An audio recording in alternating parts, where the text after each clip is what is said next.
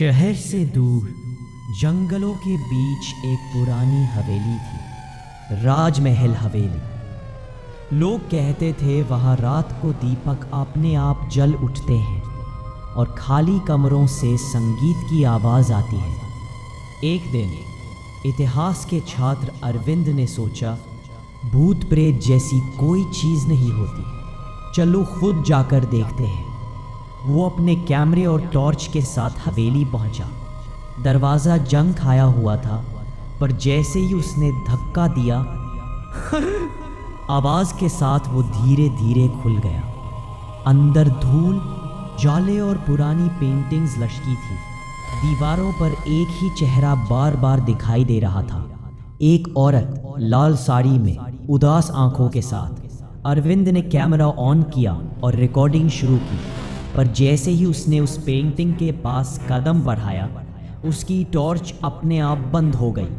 अंधेरे में किसी के फुसफुसाने की आवाज़ आई, क्यों आए हो मेरे महल में? वो पीछे हटा, पर पेंटिंग में औरत का चेहरा मुस्कुरा रहा था।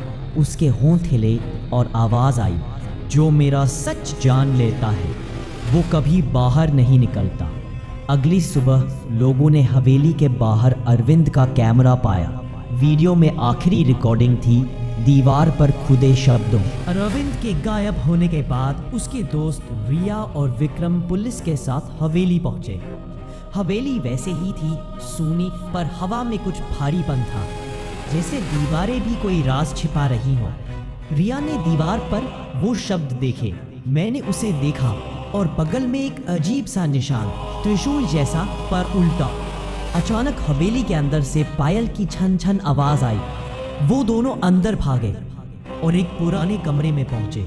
कमरे के बीचों बीच एक टूटा हुआ आईना रखा था और उसके सामने लाल साड़ी में एक औरत का साया।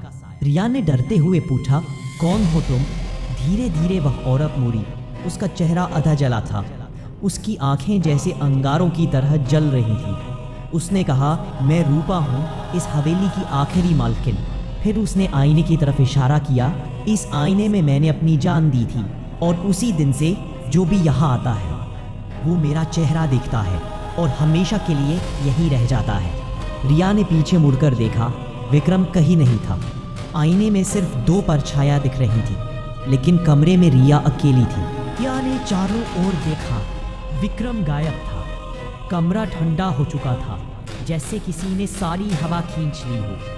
दीवारों से फुसफुसाने की आवाजें आ रही थी, भाग जा, अभी भी वक्त है। लेकिन रिया नहीं भागी। उसने कांपते हुए आईने की ओर देखा। आईने में खुद का चेहरा दिख रहा था, लेकिन वो मुस्कुरा नहीं रही थी। अचानक आईने में किसी और की परछाई उभरी, रूपा की। वो बोली, मुझे धोखा दिया गया था मेरे ही पति ने। धीरे धीरे हवेली की दीवारें कहानी सुनाने लगी।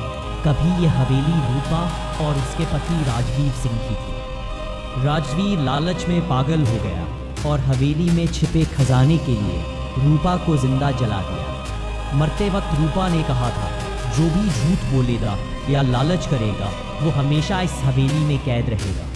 रिया को तभी समझ आया, विक्रम लालच में हवेली के बेसमेंट में गया था, जहाँ खजाना बताया जाता था। वो भागी, नीचे पहुंची, पर वहाँ सिर्फ एक सोने का बक्सा था और उसके अंदर से आवाज़ आई, रिया मुझे बाहर निकालो। रिया ने धीरे से बक्सा खोला। अंदर विक्रम नहीं था, बस उसकी आंखें जो उसे घूर रही थी। अचानक हवेली हिलने लगी। कई साल बीत चुके थे। राजमहल हवेली अब भी वीरान थी। लोगों ने उसे शापित स्थान घोषित कर दिया था। पर एक दिन एक YouTube डॉक्यूमेंट्री मेकर आदित्य वहां पहुंचा। वो कैमरा लेकर बोला, अगर यहाँ सच में आत्माएं हैं तो मैं उन्हें दिखाऊंगा। रात के 12 बज रहे थे। जैसे ही आदित्य ने हवेली में कदम रखा, दरवाज़ा अपने आप बंद हो गया। कैमरा ऑन था, लाल लाइट टिमटिमा रही थी। अंदर घुसते ही उसने दीवार पर लिखा देखा, रिया ने सच देख लिया।